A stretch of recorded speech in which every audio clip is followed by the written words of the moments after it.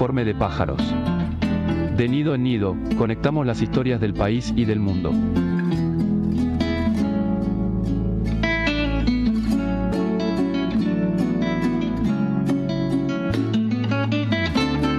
Aterrizajes precisos en tiempos de turbulencias.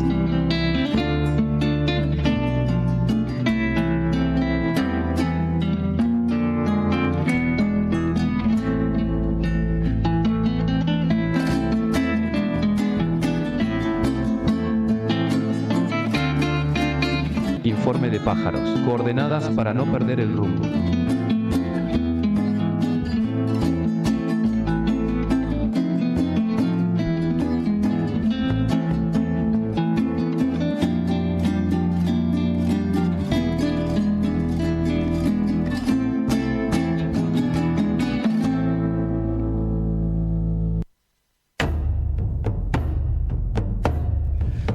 ¿Cómo les va? Buenas noches, buenos días, buenas tardes, depende del momento en el que se conecten con este Informe de Pájaros, capítulo 38, aquí en vivo en Radio Con Aguante, en radioconaguante.com.ar, en la aplicación correspondiente y por supuesto en el canal de YouTube en el momento en el que nos encuentren. Para nosotros hoy es martes 14 de julio del año 2026. Le ponemos nombre, rúbrica temporal, categoría que acabamos de inventar y lo vino a Jorge Craines a ver si está de acuerdo, la adoptamos como categoría definida, rúbrica temporal, es decir, saber en qué momento de la vida estamos. ¿Cómo le va, Craines? Buenas noches. Bien, bien, siempre hay que decir que sí cuando uno viene con algo original y que no se entiende bien, mejor decir que sí. Porque por ahí pega y una de esas lo patentamos y arrancamos, porque hay un problema en esto y están ahí del otro lado Guille Guerra y Pablo Fernández. ¿Cómo les va?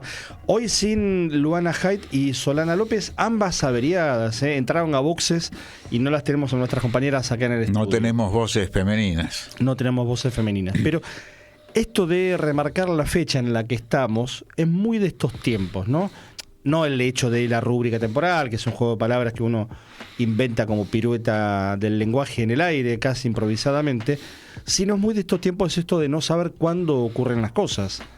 Y lo decíamos fuera del aire, te llega una información, un material, un video, un audio, un testimonio, una entrevista, y tenés que andar indagando a ver si fue esta mañana, si fue hace 4 meses. Y además si no es inteligencia artificial, que hace maravillas con las imágenes y con los movimientos y bueno, pone en cuestión con lo las que voces ves. También, ¿eh? Con las voces incluidas, ¿no? Lo que ocurrió en mayo del año pasado, el día previo a la elección de la Ciudad de Buenos Aires, elección legislativa que termina ganando Manuel Adorni. ¿Te acordás, Manuel Adorni? Adorni es Milei. Adorni es Milei, o claro. Milei es Adorni. Milei es ¿Cómo Adorni, era? o viceversa. No, Adorni es Milei era. Dialécticamente implicaban lo mismo. Aquel afiche.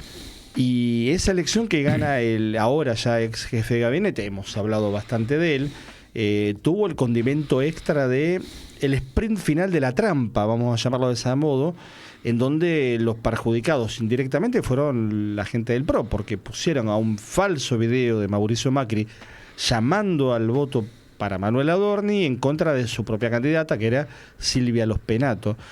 Y no está medido la incidencia que tuvo, pero algún impacto pudo haber tenido también, ¿eh? ¿Los Penatos? No, el video trucho. No, Los Penatos no tuvo ningún impacto. Salió tercera.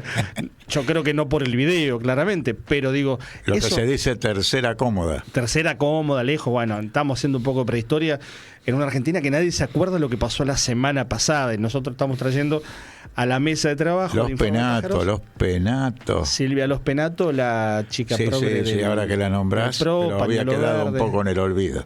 Fue una de las voceras de esa movida realmente muy interesante, transversal a los partidos, que tenía que ver con la despenalización del aborto y con la interrupción voluntaria del embarazo, sancionada finalmente en diciembre de 2020. Ella fue una de las voces cantantes del PRO, aún en contra, hay que decirlo, de muchos de su propio partido, inclusive el expresidente Mauricio Macri, que cuando fue presidente al mismo tiempo también habilitó el debate en el Congreso, que terminó empantanado en el Senado. Digo esto para completar un poquito la info, pero poníamos la fecha de entrada a esta rúbrica temporal en este 14 de julio, día del 237 aniversario de la Revolución Francesa.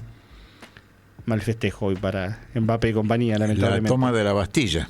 Claro, el asalto a la Bastilla y el fin de la monarquía, al menos en esa etapa, que perduró un tiempo con algunas idas y vueltas, con algún Napoleón III, algún descendiente, alguna historia, pero claro. Un Macron, por ejemplo. Macron ahora, en el corto plazo, pero que lo que no llegó a terminar, esa revolución muy buena para los franceses, fue el ciclo de colonialismo expandido que han tenido en gran parte del mundo. Eso continuó hasta ya muy entrado el siglo XX. Con la legión extranjera como vanguardia armada. En Argelia. Torturadora, criminal, sí. Al punto que se acusa a los militares genocidas de la Argentina de haber seguido los manuales de la legión extranjera francesa. Sí, Argelia. Exactamente, en Argelia. Y uno era la Escuela de las Américas, donde se instruían los militares argentinos hasta principios de los años 80, y otro era lo que dice Jorge, la Escuela Francesa. A propósito de eso, hoy tenemos informe especial, más tarde lo vamos a compartir con Solana López, a propósito de lo que se hizo hace un tiempo, pero estamos en el año de los 50 años del aniversario del golpe cívico, eclesiástico, militar, y es el nuevo momento, la reedición de lo que hace 30 años ocurrió con los habeas corpus colectivos, motorizados por hijos en su momento y ahora también. Sobre todo que la consigna de este año, de nuevo haciendo un poquito de revisionismo, tuvo una potencia, lo hemos hablado acá, muy fuerte, que era que digan dónde están. Uh-huh. Reclamo que sigue permanente. Qué pacto de silencio tremendo ese, por décadas y décadas. Que se mantiene, y uno conociendo además cómo funciona la burocracia aún en el marco de la maquinaria de muerte que eran las Fuerzas Armadas en los 70, sospecha que no estén todavía guardados los registros, porque ellos son de guardar todo. Son de guardar. De hecho, hay que recordar que sobre finales de 2013, el entonces ministro de Defensa Agustín Rossi dio a conocer, segundo mandato de Cristina, estamos más hablando conocido como el Chivo Rossi. El Chivo Rossi, santafesino él, rosarino él, hay que decir más puntualmente, dieron a conocer en ese contexto los archivos de las actas de las reuniones de la Junta Militar que estaban guardadas en un depósito del edificio Cóndor, que es la sede de la Fuerza Aérea Argentina, allí en el barrio de Retiro. Digo, si estaba eso 40 años después del golpe, casi 40 años después, uno tiene todo el elemento presentado para efectivamente sospechar, por lo menos que tiene que haber listados, tiene que haber mucha más información de la conocida hasta el momento. Sí.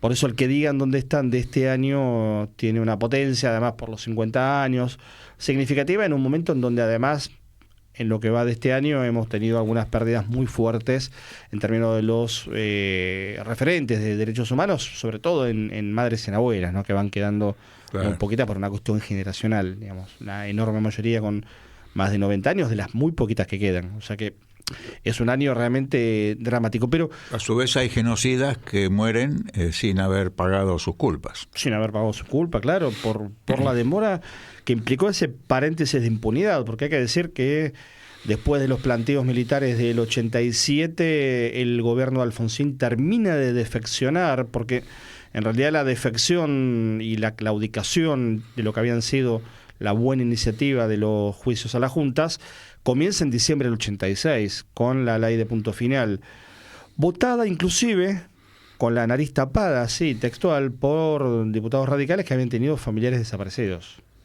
hermanos desaparecidos, en un gobierno que tenía un funcionario muy importante, en ese momento no era todavía ministro, como Enrique Cotino Siglia, con una hermana desaparecida. En Misiones, claro. Entonces digo, eso es también parte de la secuencia de lo que después sería la impunidad cristalizada con la ley de obediencia debida, esta sí arrancada a fuerza de fusiles alzados en Semana Santa del 87, y ya los indultos de Carlos Menem a fuerza de la negociación de la política entreguista de todo lo que se venía en el país. La política radical de aquel momento la llevaban adelante en el tema Fuerzas Armadas el ministro Jaun Arena y Oscar Aguat, que después fue como ministro de Defensa del Estado el que trató por todos los medios de justificar a los responsables de la desaparición en el océano del submarino Ara San Juan. O sea que siguió En la misma línea. esa misma línea, ¿no?, de conducta. De hecho, el sobrenombre de Oscar Aguad es taxativo, no deja ningún lugar a duda. Le llaman el milico a Oscar Aguad, tipo muy vinculado en Córdoba, de donde él es oriundo, a Luciano Benjamín Menéndez, que fue ni más ni menos el mandamás del tercer cuerpo del ejército en uno de los lugares más dramáticos de la represión en la Argentina, como fue el centro de detención conocido como La Perla. Este año también muy particular. Un poco estamos haciendo, casi sin tenerlo previsto, un repaso de este año 2026. Estamos ya en la segunda mitad del año y me parece que traer una y otra vez el tema viene bien a cuento. En una jornada además en donde... Perdóname, justo con este tema de los identificados en La Perla, hubo miembros del Partido Comunista y el Partido Comunista realizó en la semana que terminó un acto importante en la provincia de Córdoba, en la ciudad capital, con muchísima concurrencia, un acto político, cultural, mucha presencia de los familiares de los desaparecidos identificados después de 50 años por el equipo argentino de antropología forense. Fue un momento importante y esperemos que puedan ser identificados otros cuerpos para que por lo menos las familias tengan una idea de qué pasó, o que sepan, como dice la consigna, dónde están, dónde estuvieron aquellos militantes de aquel tiempo, ¿no? Y un cierre del ciclo de la vida y de la muerte, en ese caso muertes violentas, muertes antes de tiempo, muertes no naturales, muertes producto de un genocidio, de una lógica de terrorismo de Estado, muertes de militantes, de jóvenes, hombres y mujeres de distintas extracciones. En este caso Jorge está contando las del Partido Comunista, pero de infinidad de fuerzas que sí, claro, dieron lo mejor de sí para el país y para tener un futuro diferente al que la dictadura venía a plantear, porque lo que hay que tener en cuenta es que no se trataba de una banda de asesinos solamente. Había un plan económico que además tuvo su continuidad en distintos momentos de la historia. Lo hemos hablado, lo decíamos con Julián Moreno de APIME la semana pasada, esta idea de las 4M que se representa bastante seguido para entender las continuidades, ¿no? Sí, aunque él es moreno también, pero claro, un moreno antagónico a las otras M's. Se nos pasó decirle que era parte de la quinta M, que pudo haber sido el contrapeso. Pero claro, Martínez Dios, Menem, Mauricio Macri, en ese caso una doble M, y Javier Milei, y ahora las 4M de la entrega nacional, de plan de coloniaje, de reducción a la servidumbre de un país completo. Y acá sí nos metemos con este último nombre propio que pusimos, el de Javier Milei, en lo que por estas horas es absolutamente ineludible. Nosotros decíamos, estamos en un 14 de julio, anclados a horas nada más de lo que va a ser el partido por la semifinal del Mundial de Fútbol 2026, disputado en México, Canadá y Estados Unidos, entre Argentina e Inglaterra. Pero la selección francesa no estuvo a la altura de la fecha. No estuvo a la altura de la fecha. Justo en su día cayó derrotada 2-0, bien, con justicia futbolística. Estuve viéndolo de reojo, casi escuchándolo al pasar, y cada tanto giraba la cabeza para ver cómo iba. Bien derrotado por España 2-0, que ya a esta altura es el primer finalista del Mundial. Pero el partido con Argentina, en el segundo bloque, en la segunda hora de Informe Pájaros, vamos a tener un informe histórico, repasando también algunos datos, pero está bueno pelotearlo también, Jorge, con vos, porque nos mueve cosas, además, digo, lo político, la mirada histórica, pero también desde lo personal, y quería preguntarte, casi como un entrevistado, que no lo sos, pero a propósito de la experiencia, nosotros dos, bueno, hoy si estuviera Solana también se acordaría, ¿no? Luana, que era no había nacido, nos acordaríamos del 86, por ejemplo. Claro. Pero vos podés rememorar también hasta Ratini y la expulsión del 66, si querés. Sí, sí. O el fracaso del Mundial en Suecia. Claro. Sí, cuando era más chiquito. Muy pequeño ahí. Claro. Muy purrete, se diría en esa época. Un purrete, no arrabalero, como dice el tango, pero tal cual. Un purrete. Pero es un con todos los condimentos históricos, políticos y demás, el partido con Inglaterra es una suma de significados enorme, ¿no? Y sí, por ejemplo, la famosa mano de Dios, el gol histórico de Maradona. Bueno, el histórico fue el que salió de detrás de la línea de mitad de cancha hasta el arco, gambeteó a 7, Claro. incluido el arquero, hizo aquel gol famoso. Pero estuvo el otro gol que hoy con el VAR no sé si sería posible. El VAR un poco le quita emoción, le quita, en fin, mística al fútbol, le da certeza en la evaluación de las jugadas, pero con el VAR Configura otro juego. Lo hubieran repetido 1000 veces. 75 cámaras hay en un partido de hoy, del Mundial de hoy. ¿No escucharon ese dato, Guille, Pablo? 75 cámaras, es una locura.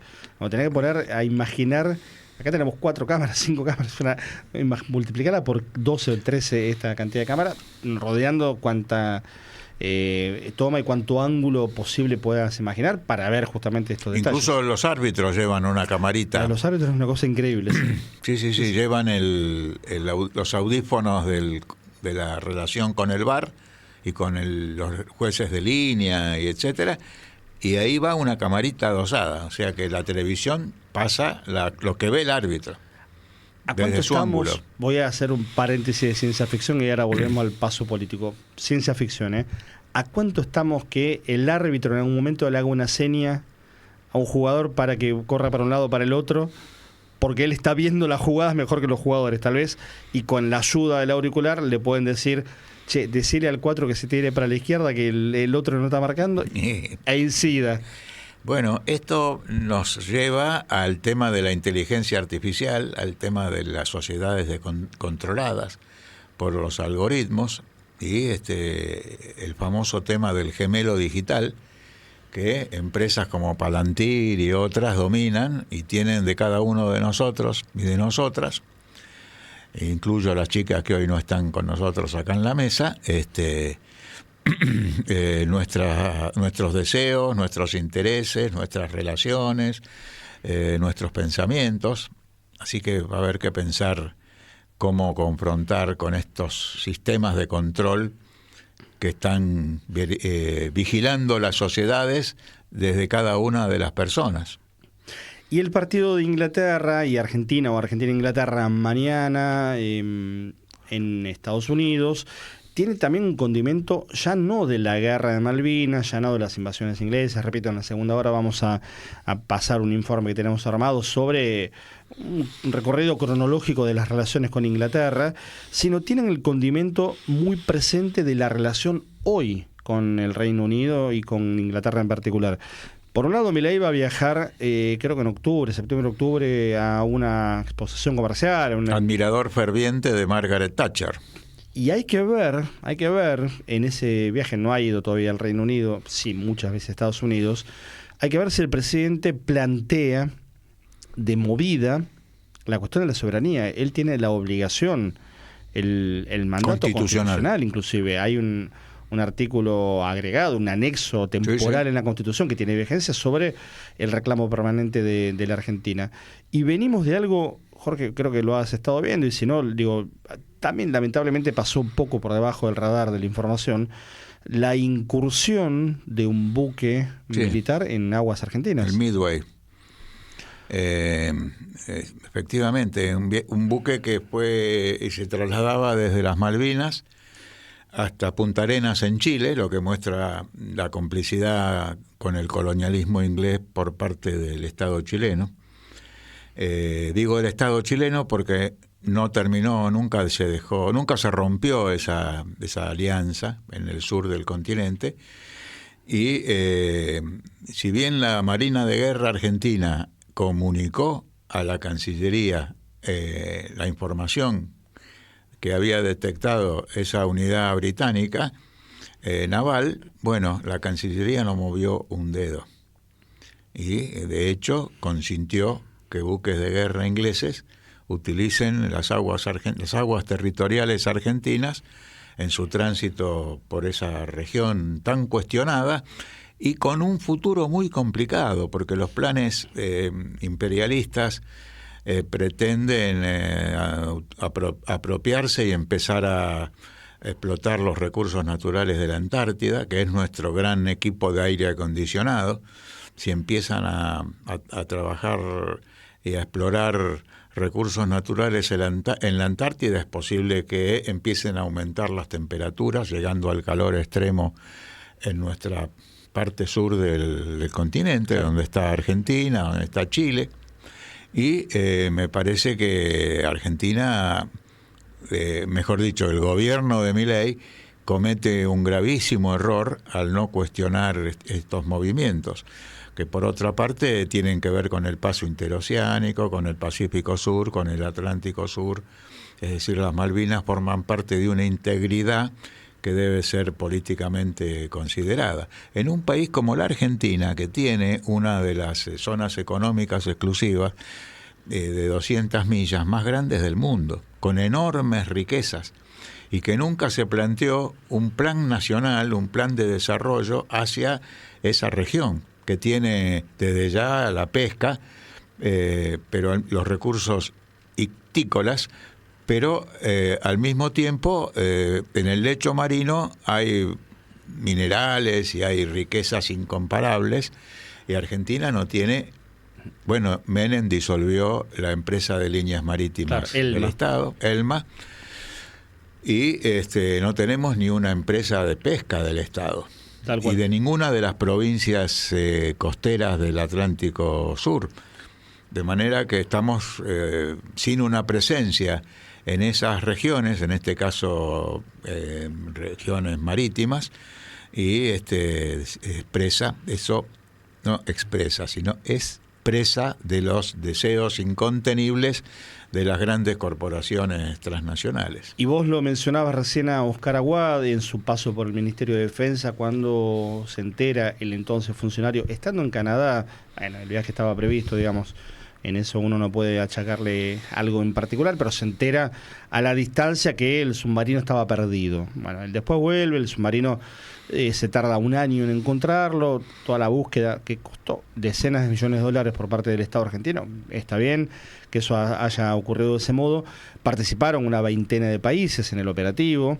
Realmente fue una tarea titánica, hasta que un año después, a 9.000 metros de profundidad, aparecen los restos partidos del submarino Ara San Juan, que era el último submarino operativo de los tres con los que contaba la Argentina, el Ara Salta y el Ara Santa Cruz, fuera de servicio. Hoy los submarinistas argentinos van a entrenar a submarinos en Perú. Mira. Les quedan todavía el Ara Salta y el Ara Santa Cruz, decía, en tierra, estacionados, digamos, anclados en la base naval de Mar del Plata, pero no están operativos. Y la Argentina pasó de tener un proyecto, y todo esto en menos de una década, de tener un proyecto submarino nuclear conjunto con Brasil en épocas de Lula da Silva y Cristina Fernández, a no tener ningún submarino. Se conoció días pasados la única condena a un militar por el tema, pero por supuesto se cortó ahí ningún tipo de responsabilidad política en torno a, por qué estuvo autorizada esa salida, y una cantidad de preguntas que han dado vueltas desde ese momento, de lo que no se habla demasiado en la Argentina. Hay que citar, por ejemplo, al exdiputado nacional por Mendoza, Guillermo Carmona, que fue secretario de Asuntos de Malvinas. Muy buen trabajo realizó. Que labura mucho ese tema y digo que ha dedicado mucho tiempo a seguirlo, y es una excepción, digamos, hay pocos medios que lo han abordado. Es más, te propondría, Pablo, que lo entrevistemos en un próximo martes en este programa, porque es uno de los más conocedores de esta temática. Exacto, porque además, y vamos cerrando la primera parte de este informe Pájaros, un ratito tenemos probablemente una comunicación por tema también de política internacional. Además, hay que consignar que por estos días lo que hay en torno a la política de defensa, si es que esto existiera en el gobierno de Javier Milei, es ni más ni menos que un plan de desguace absoluto, como ni siquiera, por supuesto, desde ya la dictadura, ¿no?, que sí fortaleció su propia tropa, ni siquiera el menemismo o aún Mauricio Macri intentó hacer. La idea de Federico Sturzenegger, para poner el nombre de apellido, es directamente no tener más marina de guerra, es decir, tener una prefectura muy lavadita, una fuerza de seguridad muy a pedido de Estados Unidos, una especie de Guardia Nacional Costera, y no mucho más que eso, para lo cual no te hacen falta submarinos, no te hacen falta aviones, no te hacen falta, por supuesto, un portaaviones, no te hace falta nada. Bueno, el enfoque de la dependencia total, porque incluso esto va a llegar a no tener ejército, Claro. a no tener fuerza aérea, a dejar la seguridad, entre comillas, en manos de los Estados Unidos y tener una guardia nacional que apunte a lo interno, apunte al movimiento popular, es decir, es una retrogradación a los tiempos del enemigo interno. Claro. Que es la doctrina del Pentágono que justificó las dictaduras militares o que procreó las dictaduras militares en los años 70 en toda América Latina. Y bueno, en Nicaragua lo hicieron con Somoza. Había una Guardia Nacional, pero nadie defendía las fronteras de Nicaragua. Así que me parece que esta idea hay que tenerla en cuenta. Le van a reducir cada vez más el presupuesto a las fuerzas militares y le van a incrementar cada vez más los ingresos a las fuerzas policiales y de seguridad, gendarmería, Y prefectura, policía de seguridad aeronáutica, etcétera. Y en este sentido hay que ver la propaganda que está realizando el gobierno de la ciudad de Buenos Aires, mostrando las fuerzas policiales que normalmente esas formaciones policiales eran repudiadas por los gobiernos, pero bueno, las muestran como los héroes y no hay más piquetes en la ciudad, los ocupas se van, la ley y el orden, rememorando una serie norteamericana policíaca. Sí, y Ocupa también lo usan con K, digamos, como la serie que hubo en la televisión argentina hace 20 y pico de años, en Canal 7, con Rodrigo Lacerna, una gran serie. Los carteles de la Ciudad de Buenos Aires parecen una propaganda de una plataforma de series o de streaming, ¿no? Y sí. Porque sí. la ley y el orden, Ocupas. Claro. Falta que pongan Poliladron y ahí estamos. Bueno, son las 8:34. Hacemos una pequeña separación. Esto es Informe de Pájaros. Estamos hasta las 22 en vivo aquí en Radio Con Aguante. En el 11 26 99 95 74. En @Radio Con Aguante y en @Informe de Pájaros en redes nos encuentran, por supuesto, durante toda la semana. Radio Con Aguante. Porque acá no se rinde nadie. Radio Con Aguante. Radio Con Aguante. La radio que resiste. Desde el potrero, valiente como ninguno. Con y sin reglas, encontraste el camino. Y no te importaba cuál. Si era a la derecha, a la izquierda, al centro, si había piedras o pasajeros rezagados. Siempre le metiste para adelante. Uno, otro. Y otro más. Lograste lo que quisiste. Conquistaste el mundo. Conseguiste lo que queríamos. La besaste y te abrazamos como a nadie con el alma. Instaurándote como un tatuaje en lo más profundo de nuestro corazón. Hoy, el universo se inclina ante el más grande. Diego Armando Maradona.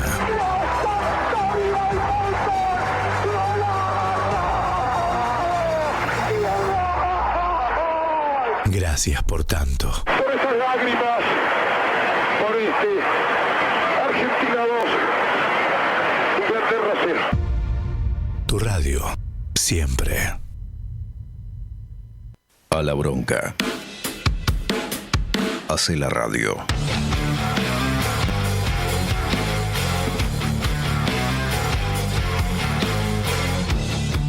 Radio Con Aguante. Resistiendo desde el aire.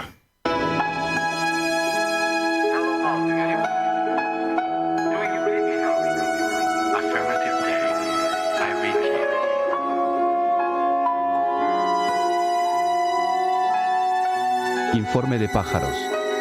Coordenadas para no perder el rumbo.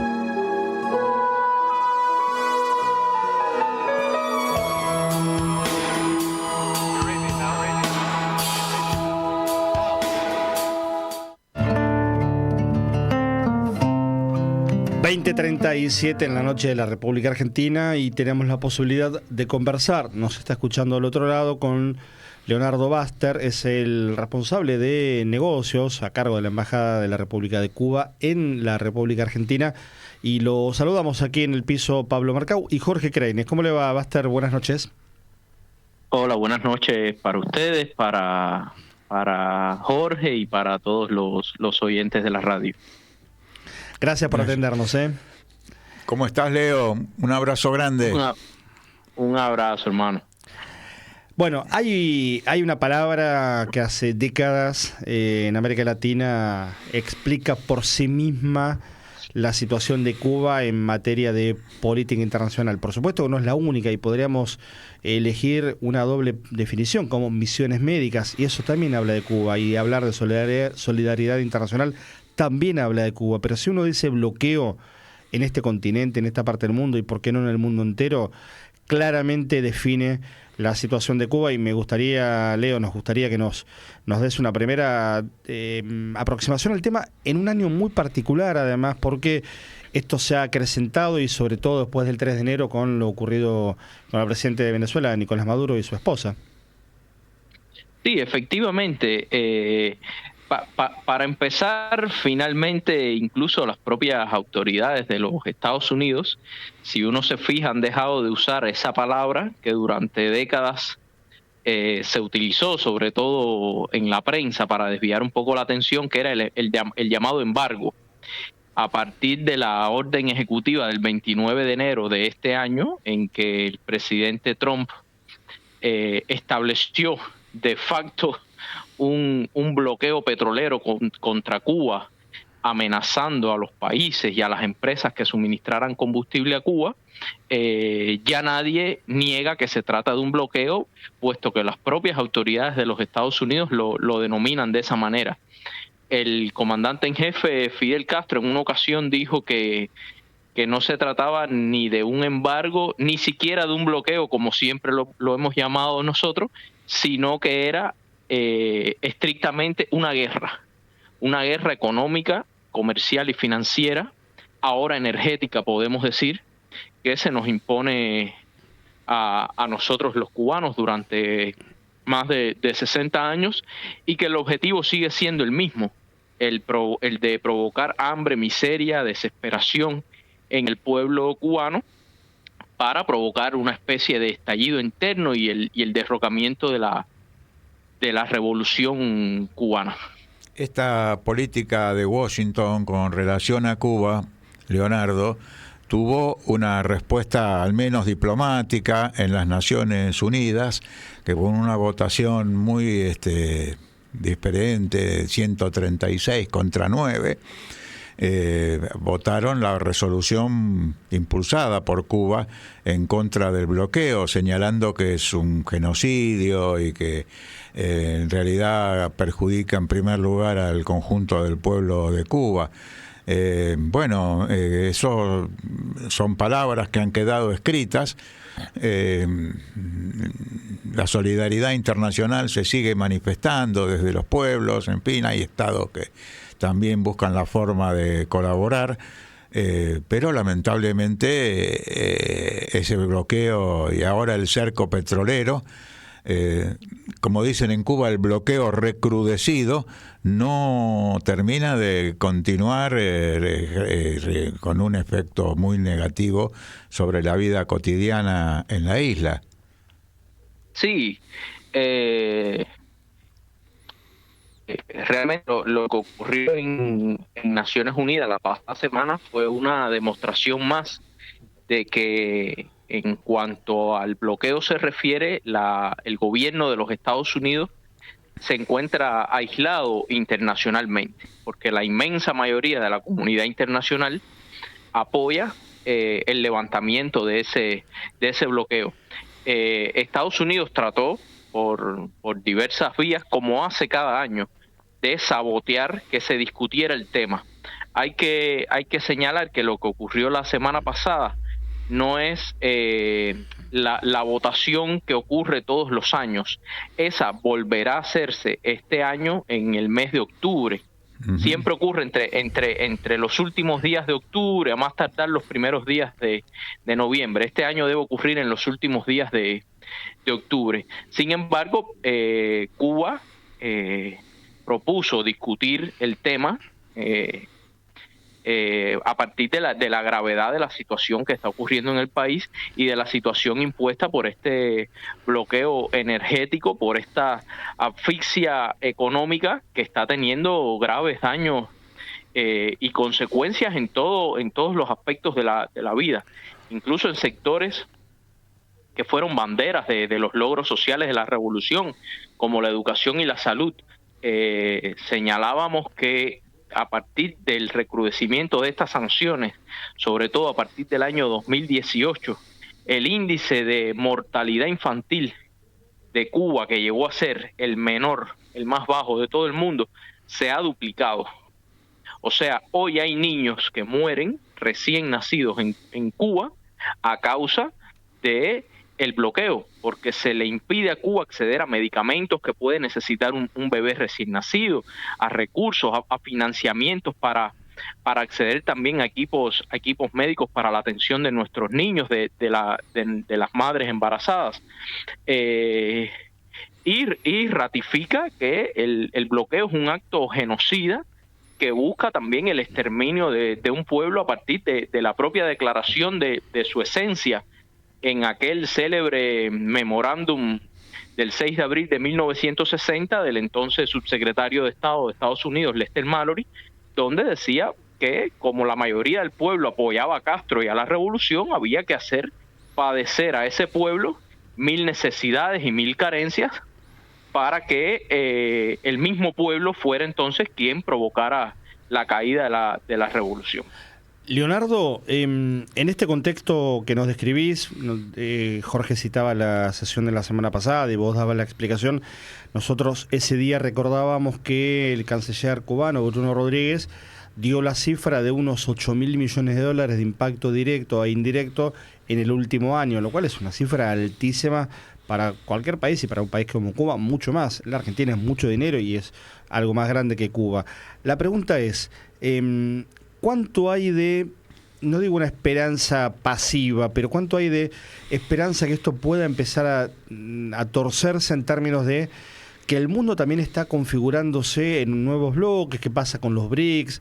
Digo, ¿cuánto hay de posibilidad para Cuba y cómo se hace para aguantar hasta que eso empiece a tener una potencia superior a la que está teniendo hoy?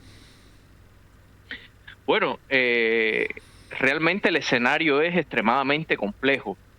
Como bien planteabas, no solo para Cuba, también para el mundo, que uno ya no sabe si nos encontramos a las puertas de una tercera guerra mundial o si ya estamos dentro de esa tercera guerra mundial.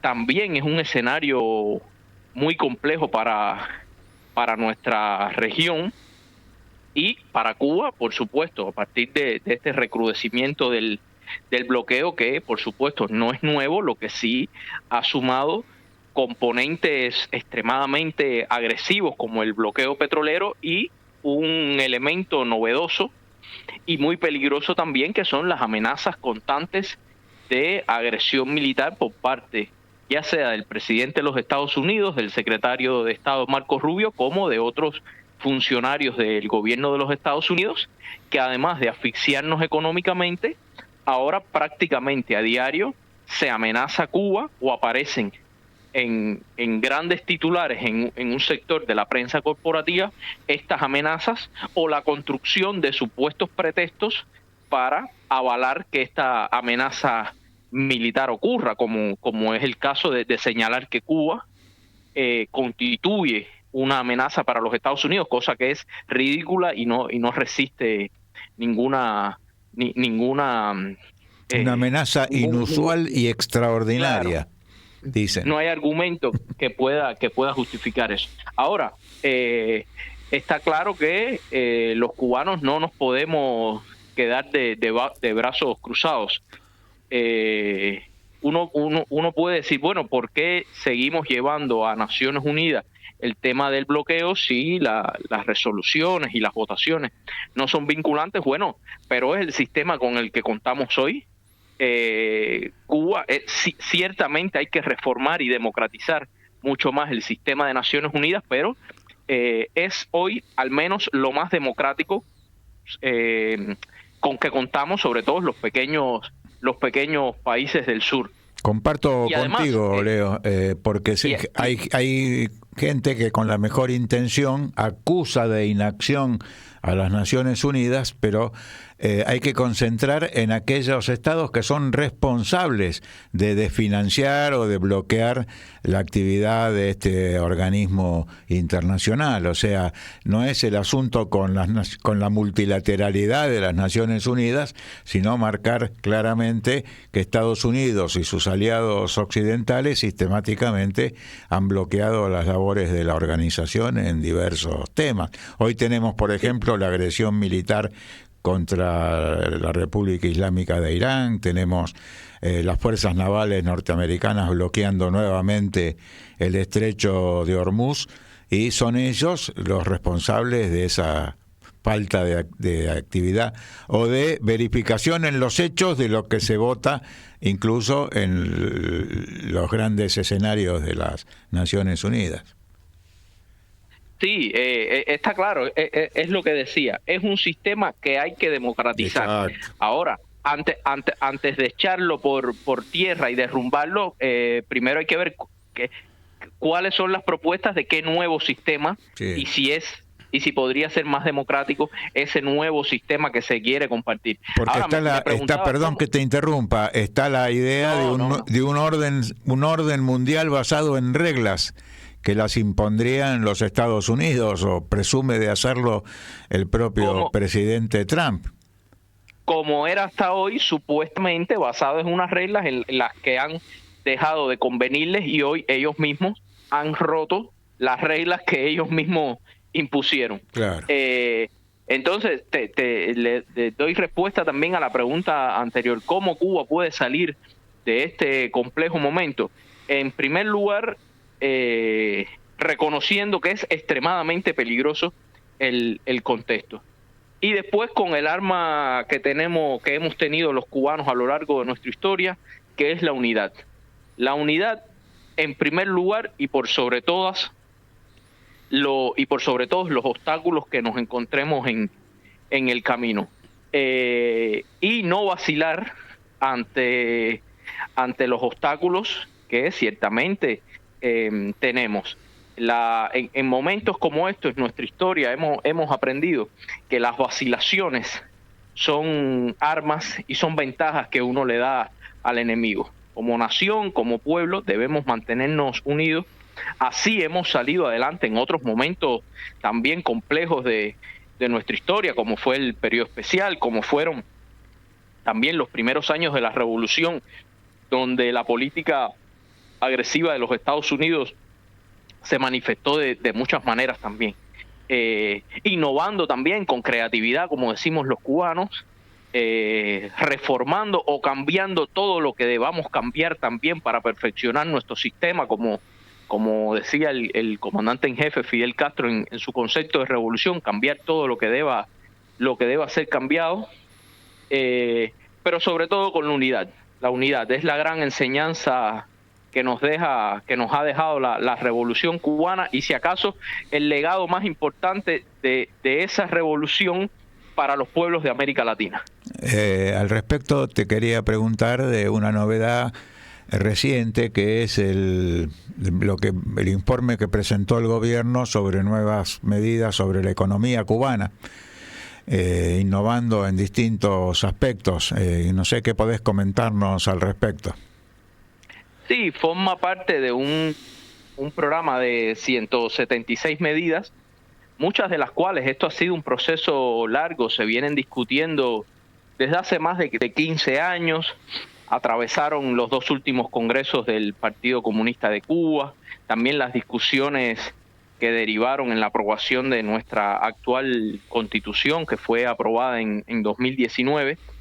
e implica una actualización también de nuestro modelo socioeconómico.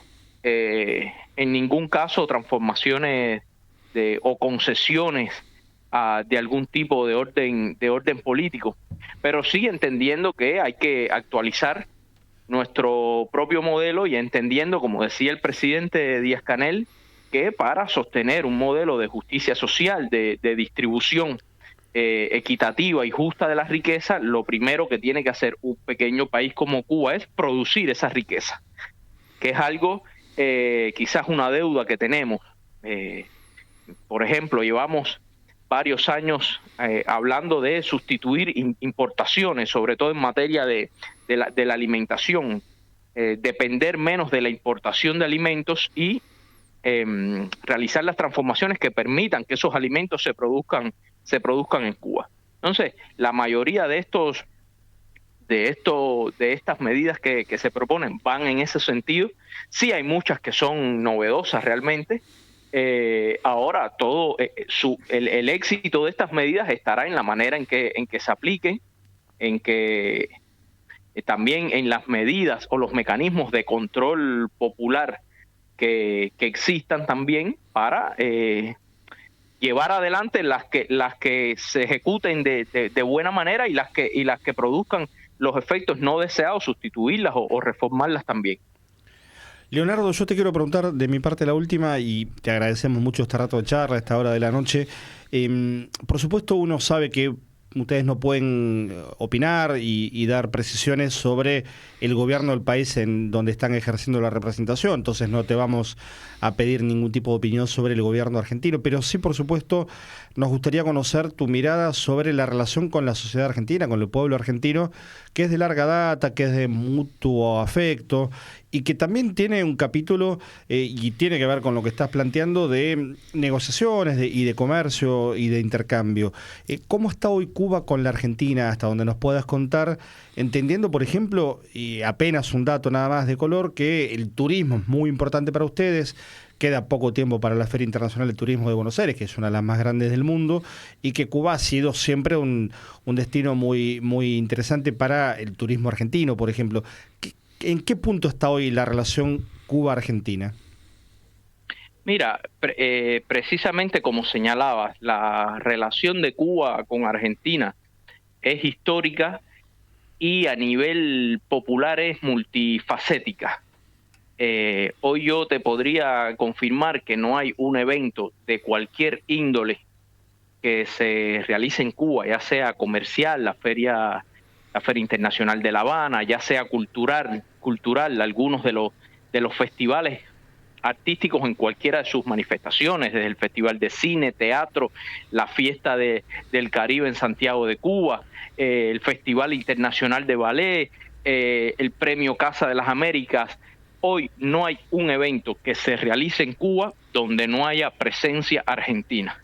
Es una presencia que excede incluso el papel de nuestra embajada, porque hay tantos lazos ya establecidos de manera directa entre instituciones cubanas, entre artistas nuestros, intelectuales, con sus pares y sus colegas argentinos, que esa relación se da de manera natural, puentea incluso a nuestra embajada, y nos enteramos ya cuando están los argentinos ocupando los titulares en nuestros noticieros. Lo cual es un lindo lío, me imagino. O sea, por ahí se les escapa las manos organizativamente, pero es un buen desafío también. Pero nos alegra. Y precisamente al ser una relación tan fluida y multifacética, es una relación inquebrantable. No se pueden romper esos vínculos. Y como decías, en materia del turismo, Argentina sigue siendo el primer país emisor de turistas a Cuba en el Cono Sur. Y en toda la región solo es superado por México. Eso sigue siendo así hasta a día de hoy, si bien los niveles de turistas en los últimos años han decrecido de aquel récord que tuvimos en 2015, de casi 100.000 argentinos en Cuba, y en 2019 cerca de 96.000. Esos han sido las mayores las mayores cifras. El año pasado cerramos alrededor de la mitad de esa cifra, cerca de 49,000, pero igual sigue siendo un mercado importante para Cuba. Qué buen dato, además, porque digo, México está mucho más cerca y es un mercado mucho más grande que el de Argentina, por supuesto. Claro. Está bien. A los turistas argentinos, ahora que estoy viendo algunas imágenes del Mundial, sí les digo que en Cuba en ningún momento del año las playas tienen sargazos como se las pueden encontrar ahora mismo en Miami, por ejemplo, que vi acá en la televisión. Sí. ¿Cómo es eso, esa palabra que dijiste, sargazo? Sargazos, sí. Las algas, ¿no? Las algas, sí. Claro, Sí. O sea, la naturaleza, vamos a reírnos un poquito, Leonardo. La naturaleza tiene algo de sabia. Van para Miami y no van para Cuba. Claro. Está todo dicho. Pero bueno, entendemos que es un momento complejo a nivel regional y global también para viajar, ¿no? Afortunadamente también hay bastante presencia argentina mañana en Estados Unidos para alentar a la selección, que es hoy el evento al cual todos estamos mirando, y por supuesto nos alegramos porque en estos días convulsos también el fútbol es la alegría del pueblo. Sí, estaba pensando, Leonardo, que esto que ustedes denominan el recrudecimiento del bloqueo tiene que ver también con el fracaso de las medidas que han ido tomando en estas décadas y décadas, desde aquel momento en que se inició prácticamente la Revolución Cubana. Entonces, me parece que cada vez que toman más medidas implica el fracaso de las anteriores, y esto habla bien de la unidad y la puesta en valor del peso de la organización del pueblo cubano. Y entonces me parece que, bueno, hay las condiciones para que puedan también superar por la positiva esta etapa en que están ahora, y desde ya noto que están contando con la solidaridad de la mayoría de los pueblos del mundo. Se expresó de alguna manera en esa votación en las Naciones Unidas, y eso me parece que tiene que darles aliento a ustedes y a todos nosotros de que van a seguir fracasando los yanquis en sus políticas anticubanas, que son en realidad también anti-latinoamericanas y anti el sur global en su conjunto. Sí, el bloqueo y el recrudecimiento de los últimos años, y así como todas las medidas llamadas medidas unilaterales coercitivas, en primer lugar también es el fracaso de la diplomacia. Y es el reflejo de que hay una clase política en Estados Unidos que no significa que ese sea el sentir de la mayoría del pueblo norteamericano hacia Cuba, pero sí de una clase política minoritaria que no concibe una relación con Cuba que no sea la de la agresividad y la de constantemente asfixiar a un pueblo que nada ha hecho a los Estados Unidos. Si ha habido un pueblo agredido en esta relación contradictoria, sobre todo por la postura que ha asumido Estados Unidos históricamente, el pueblo agredido ha sido Cuba. Y hoy, sin embargo, en algunos medios pareciera o se nos quiere presentar como que Cuba ha sido el agresor y como que somos esa amenaza inusual de la orden ejecutiva del 29 de enero. Leonardo, te queremos agradecer nuevamente este contacto, la charla con el programa Informe de Pájaros, y por supuesto a entera disposición para seguir conversando y el espacio abierto para lo que necesiten. Un abrazo y un saludo a todos los oyentes. Gracias, y buenas noches. Hablábamos con Leonardo Baster, a cargo de la Embajada de Cuba en la República Argentina. Él queda a cargo después de la salida de Pedro. Es el Pablo jefe Prado, de la misión. Jefe de la misión. Claro. Es el embajador, de hecho, en la Argentina. Sí, es el que está a cargo de la embajada. Tal cual. Con un repaso histórico, pero también presente y urgente, ¿no?, de lo que es la relación de Cuba con el mundo a partir del recrudecimiento de las medidas de un bloqueo criminal y genocida, como lo describía. Bueno, son casi las 9 de la noche, nos queda todavía un rato por delante. Jorge, abrazo grande. Muchas gracias. Partimos. Mañana con la bandera de Malvinas arriba. Y sí, haremos la dieta deportiva y nos entrenaremos hasta el final, haremos el precalentamiento y nos sentaremos en el sillón a ver el partido. Jorge Craines, en Informe de Pájaros. Comienzo de espacio publicitario. Las abuelas de Plaza de Mayo necesitan nuestra ayuda para encontrar a sus nietos. Con tu aporte podés colaborar en la búsqueda de todos los que faltan. Por más abrazos, por más encuentros. Hacé tu donación. www.abuelas.org.ar.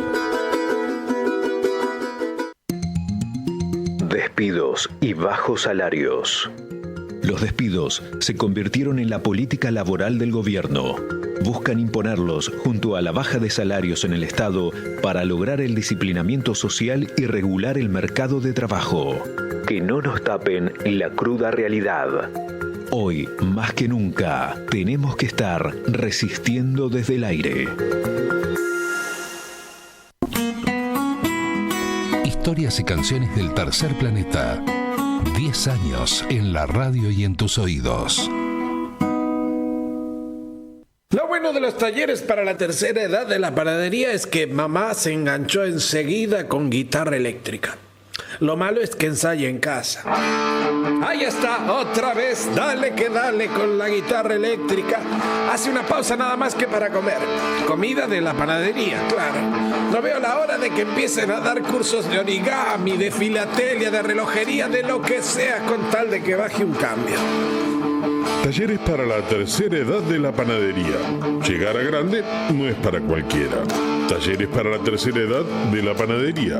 En Instagram y en Facebook, La Panadería Cultural. A la bronca. Hace la radio.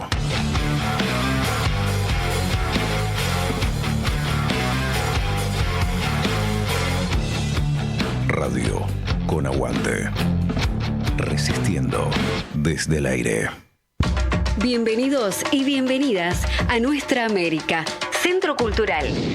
Vení a conocer diversos talleres artísticos, aprendí idiomas y bailá en las peñas compañeras.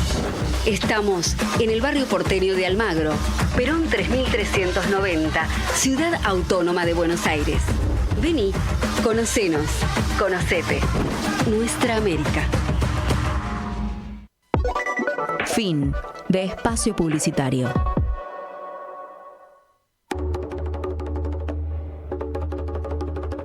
Teatro, danza, música, cine, series, libros y canciones.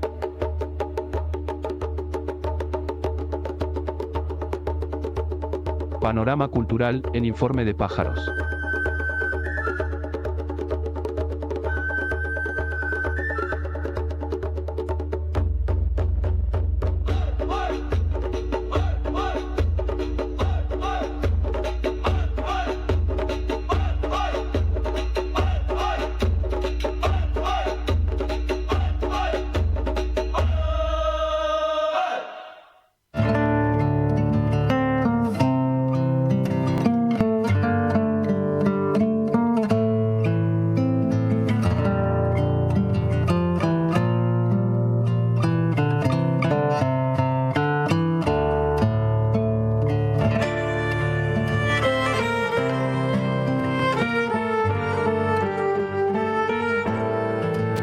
Segunda hora de Informe de Pájaros, capítulo 38, y estamos en vivo hasta las 10 de la noche aquí en radioconaguante.com.ar, ya sea en la web o en la aplicación. Y recuerden, por supuesto, suscribirse al canal de YouTube de la radio. En Radio Con Aguante lo encuentran, le dan like a este contenido y al resto de la programación de la radio, se ponen atentos con las notificaciones, activan la campanita, como decimos habitualmente, y nos dan ahí el aire virtual necesario para que esto siga rodando y los contenidos circulen.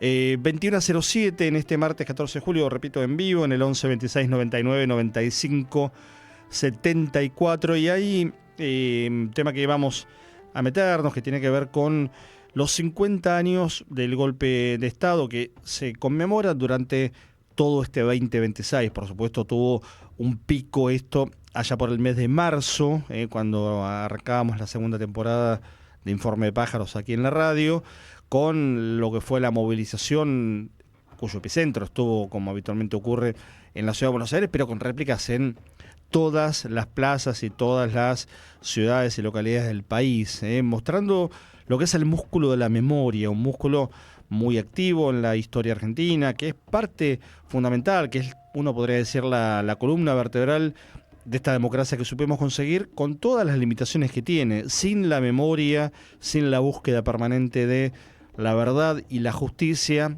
producto de la definición y de la decisión de un pueblo movilizado en sus distintos estamentos, la democracia sería aún mucho más débil todavía. Con lo cual, digo, para tener presente esta imagen siempre como concepto no del pasado, como concepto no estático, la memoria, la verdad y la justicia, sino como elementos en marcha que juegan en cada uno de los rincones de nuestra democracia. Mientras conectamos con nuestra compañera Solana López, les propongo compartir un material que tiene que ver con el habeas corpus colectivo que se presentó este año. Vamos, si lo tienen allí disponible, compañeros, a compartir el primer momento de memoria aquí en Informe Pájaros con este video que vamos a poner a continuación.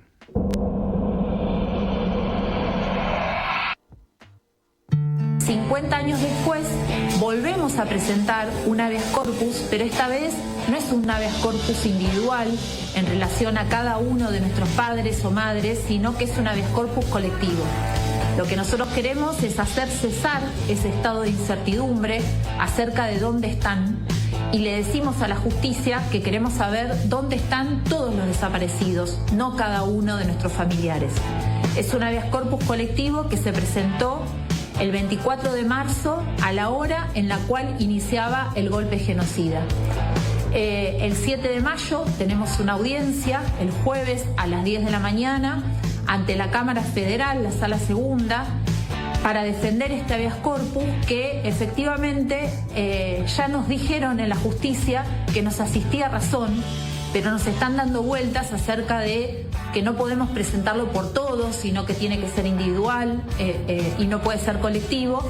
Y vamos a defender ese 7 de mayo la pregunta de que nos digan a dónde están.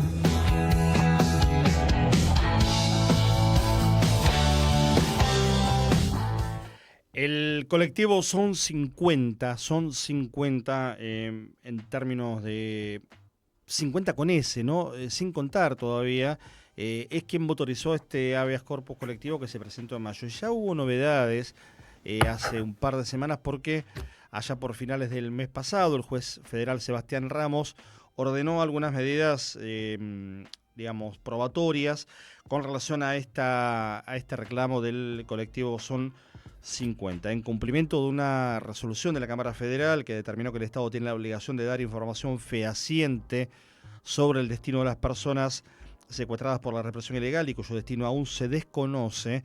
El magistrado, repito, hablamos de Sergio Ramos, juez federal, Sebastián Ramos, dispuso que las autoridades construyan un acervo informativo para dar respuestas al reclamo de los accionantes. En este sentido, Ramos, que está a cargo del Juzgado Federal número 2, requirió a las distintas cámaras federales del país, a los juzgados del fuero, a la Procuraduría de Crímenes contra la Humanidad y a la Unidad de Asistencia para Causas por Violaciones a los Derechos Humanos, que informen sobre las identidades de las víctimas del terrorismo de Estado. Igual pedido se le hizo a partir de esta declaración al Estado argentino a través de la Subsecretaría de Derechos Humanos de la Nación. Está, decíamos, nuestra compañera Solana López. Compartimos la primera parte del video y la saludamos a ella. ¿Cómo estás, Solana? ¿Cómo les va? Bueno, buenas noches. Acá ahí estás, a media máquina. Mi gripe, ya es la segunda semana que estoy así. Bueno, con Luana estamos igual. nos tocó, es con la que se baila en esta época del año. Sí, días de mucho cambio climático también. Sí, claro. Temperaturas bajas. Bueno, en estos días en particular ha subido un poquito, pero los rezagos del frío han quedado en los cuerpos también. No sé si llegaste a ver, pero por supuesto ya lo conoces, el material del colectivo Son 50 y una primera mirada porque vos tenés además mucho que ver con esto por ser parte del colectivo de hijos y porque esto mismo pasó hace 30 años en la Argentina, ¿no? Sí, el espacio, está bueno contar un poco cómo se fue armando este espacio de Son 50, es decir, con la S, si lo buscan en Instagram van a ver que está todo escrito a continuación, pero en realidad lo que interpela es sobre esta política por parte del gobierno actual que quiere discutir el número, ¿no? Nosotros siempre hemos sostenido históricamente, a partir del 83 en adelante, que las cifras son alrededor de 30.000 y posiblemente más.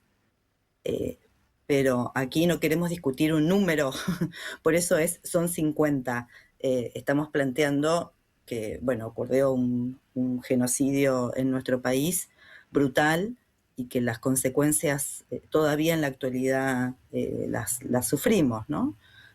Todo nuestro pueblo, además de quienes fueron víctimas directas por desaparición, encarcelamiento y demás.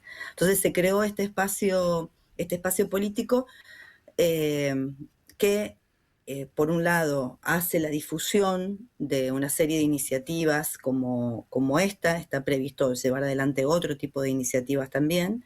Esta es la primera iniciativa que llevamos adelante y la llevamos a partir de una lectura que hicimos con respecto a qué sucedió a lo largo de los juicios de lesa humanidad, en la que toda la responsabilidad sobre conocer qué es lo que había ocurrido quedaba solamente puesta en la posibilidad de poder hacer memoria de los sobrevivientes y las sobrevivientes. En experiencias a veces hasta traumáticas, revictimizantes, como muchas veces sucede en este tipo de juicios, donde volver a tener que recordar y reiterar cada uno de los hechos había quedado solamente depositado en el peso de las víctimas de tener que recordar. Y el pacto de silencio de parte de las Fuerzas Armadas, nunca nada. O sea, ellos hicieron el pacto de silencio, no dijeron absolutamente más nada y se terminó. Y nuevamente las pobres víctimas, las personas sobrevivientes, teniendo que hacer todo un esfuerzo de recordar. Entonces empezamos a cuestionar esta cuestión, ¿no? O sea, dijimos, a ver, el Estado, en este caso el Poder Judicial, como representante del Estado, tiene que empezar a investigar y hacerse cargo desde la investigación, qué fue lo que ocurrió, y particularmente y principalmente en este momento que fue el lema del último 24 de marzo, ¿dónde están? ¿Qué pasó? ¿Dónde están? A partir de la aparición o la recuperación de algunos restos de desaparecidos y desaparecidas en La Perla, esto, bueno, fue un impulso, decir, bueno, a ver, parece que si se ponen a buscar, los podemos volver a traer con nosotros y nosotras a nuestros compañeros y compañeras, ¿no? Y nuestros familiares. Entonces, ese fue el espíritu que nos llevó a poder llevar adelante esta presentación, recuperando que en algún momento esto se hizo, efectivamente, hace 30 años atrás, y no nos dieron lugar, y esta vez sí dieron lugar y dictaminaron que, se avance en la investigación. Sí, y es producto también, a ver, primero hay que decir, la tarea de un juez federal, en este caso citábamos mientras te conectábamos las disposiciones que ya tomó el juez federal Sebastián Ramos, es su obligación y es su trabajo, tiene que dar curso a esta presentación, pero al mismo tiempo es producto también de la lucha permanente y sostenida. Digo, nada de esto hubiera ocurrido solamente dejando en manos de la burocracia judicial, porque ha demostrado sobradas veces su grado de complicidad, no solo de inacción, sino de ser un elemento retardatario en la búsqueda de justicia, ¿no, Solana? Tal cual, es así. Bueno, obstaculizando. Claro. Exactamente, generando escollos para poder avanzar.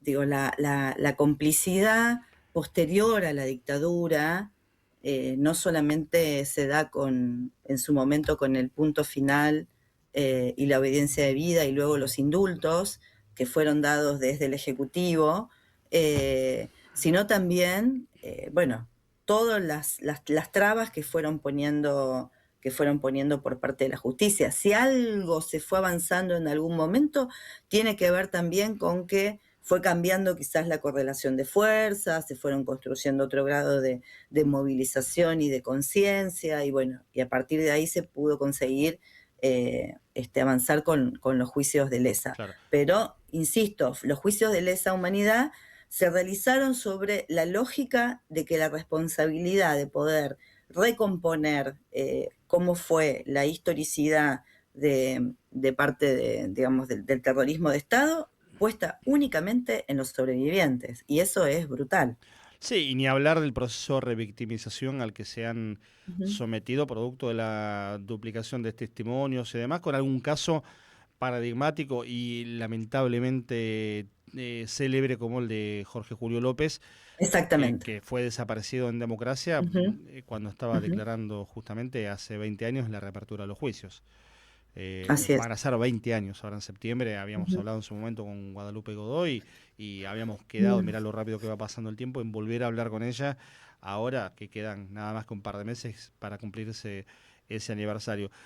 Pensaba también, Solana, que ese primer momento de hace 30 años era una Argentina, vos decías el contexto que se vivía, con plena impunidad. No había un solo genocida detenido en ese momento, pero uno solo, no estaba preso ni siquiera Videla y Macera, que cayeron en cana nuevamente después de haber sido indultados en el 98 recién, producto de algo que se les había escapado en la configuración del juicio a las juntas, que era, por el cual ellos también después fueron indultados, que era el robo de bebés. Por eso la jueza federal María Servini lo detiene primero a Videla y después a Macera.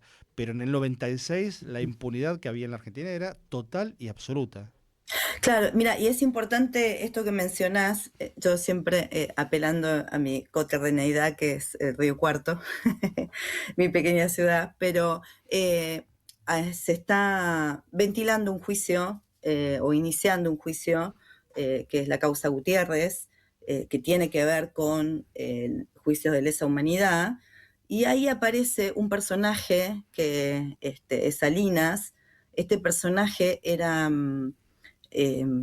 durante la época de la democracia, digamos, posterior a la dictadura, era policía y cumplía guardias en un banco. En ese banco se cometió un robo que fue brutal y con un montón de asesinatos, y fue una cosa tremenda para la ciudad de Río Cuarto. Y el hijo de uno de las víctimas de esa masacre en el Banco Popular Financiero de la ciudad de Río Cuarto decía, qué distinto hubiese sido, porque Salinas, ¿qué pasó? Ahora resulta ser que era parte de las patotas de la policía durante la dictadura, y aparece en la causa Gutiérrez. Qué distinto hubiese sido si después apenas termina la dictadura militar y avanza la democracia, se hubiese avanzado en los juicios de lesa, y se hubiese podido implementar justicia como nos merecíamos todos y todas. Bueno, por ejemplo, el papá de este muchacho estaría vivo, y todas estas personas que fueron víctimas, porque muchos de estos personajes posterior a la dictadura militar, siguieron cometiendo delitos. Claro. Siguieron cometiendo delitos, fueron parte de aparatos ilegales, de crimen organizado, o se mantuvieron en las fuerzas armadas, en las fuerzas de seguridad y en la policía, siendo parte de una estructura absolutamente corrupta, violenta, que recordarás en los 90, gatillo fácil, represión y tantas cosas más, ¿no? Y que mantuvo su hipótesis de conflicto, en el caso de las Fuerzas Armadas, hasta entrado el siglo XXI, porque hay que remitirse a la gestión de Nilda Garré en el gobierno de Cristina, o sea que todo el gobierno de Néstor Kirchner, inclusive, con la reapertura de los juicios y demás, las Fuerzas Armadas seguían teniendo la misión de, por ejemplo, combatir al enemigo interno. Digo, esto también hay que decirlo. La democracia argentina, entre comillas, perdió 30 años de democratizar uno de sus pilares, como son las Fuerzas Armadas. Digo, la cosa no es sencilla. Bueno, estamos en un punto en donde en los 50 años esto además tiene una potencia, lo decíamos al principio con Jorge Kreines, que fue lo que nos conmocionó en ese marzo que pasamos histórico, la consigna de que digan dónde están, ¿no? Una consigna que ya existía, pero que este año en particular, Solana, tiene una potencia arrolladora, ¿no? En términos de lo que implica a medio siglo seguir sosteniendo esta bandera. Claro, sí, y en perspectiva porque hay dos elementos, y lo dijimos en su momento, ese 24 de marzo, ¿no? Hay dos elementos. Un elemento es, no pasa desapercibido generación tras generación un genocidio, no pasa desapercibido, porque la marca que deja en un pueblo es tremenda, y sobre todo la marca de la impunidad. Si hay algo, por eso es tan importante este habeas corpus y poder recuperar a nuestros compañeros y compañeras, porque la marca de la impunidad no te permite volver a recomponerte como sociedad, ¿no? Y por otro lado, el otro elemento fundamental es que existió la posibilidad de un proyecto revolucionario encarado por miles y miles de jóvenes que llevaron adelante en nuestro país, y que ese es el debe que tenemos desde el movimiento popular y desde el movimiento revolucionario, poder recuperarlo y nuevamente transformarlo en una bandera. Solana, cerramos tu participación y agradecidos por el esfuerzo también que haces por las condiciones físicas que estás atravesando, con la segunda parte de este material, son 50 con ese, como explicabas. ¿Te parece? Perfecto. Abrazo grande. Solana López, en Abrazo. Informe de Pájaros. Gracias. Y la segunda parte del informe.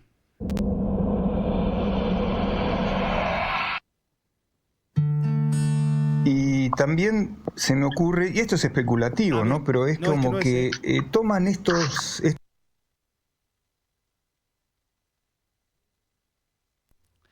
Vamos con... Perdón, pero este no era el video, no importa, no pasa nada. Se corrige en vivo, es habitual. Todos nos equivocamos varias veces por día. Habeas Corpus parte 2, creo que es el título del segundo momento del informe. Y ahí vamos con ese. ¿Está correcto? Y también se me ocurre, y esto es especulativo, ¿no? Pero es como que toman estos momentos, como fue el del sábado, un festejo a fin de cuentas, ¿no? Lo toman también. Comienzo de espacio publicitario.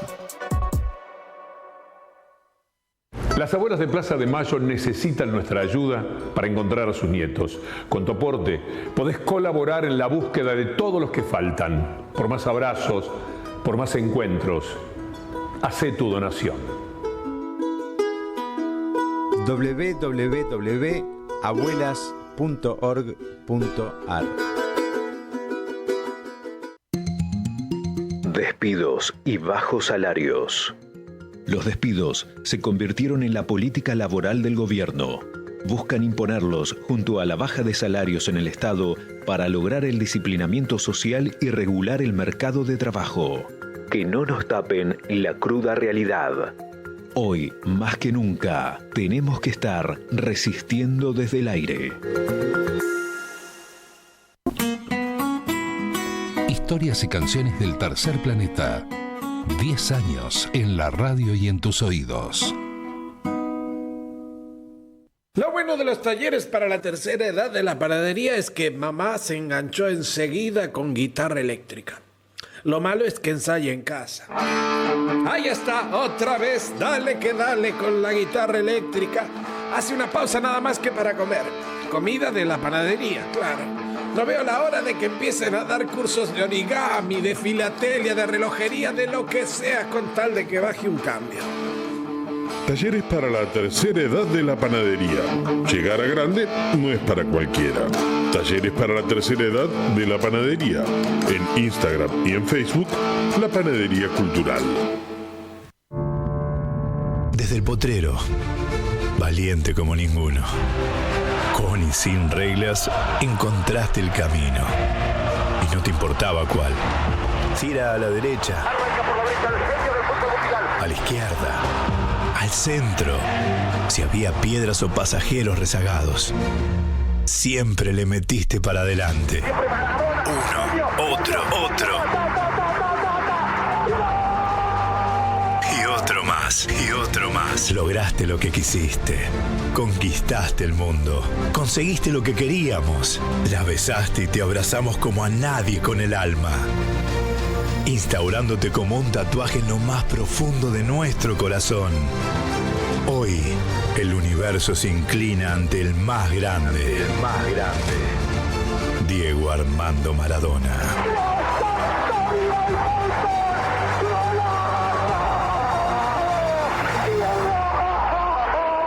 Gracias por tanto. Por esas lágrimas, por Argentina 2, Inglaterra 0.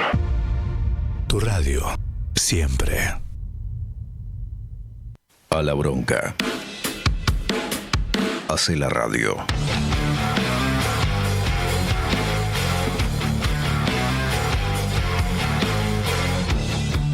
Radio con aguante. Resistiendo desde el aire. Bienvenidos y bienvenidas a Nuestra América, Centro Cultural. Vení a conocer diversos talleres artísticos, aprendí idiomas y bailá en las peñas compañeras. Estamos en el barrio porteño de Almagro, Perón 3390, Ciudad Autónoma de Buenos Aires. Vení, conocenos, conocete. Nuestra América. Fin de espacio publicitario.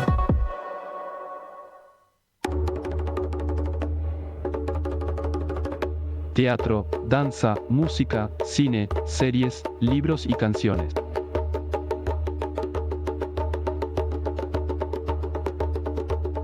Panorama cultural en Informe de Pájaros.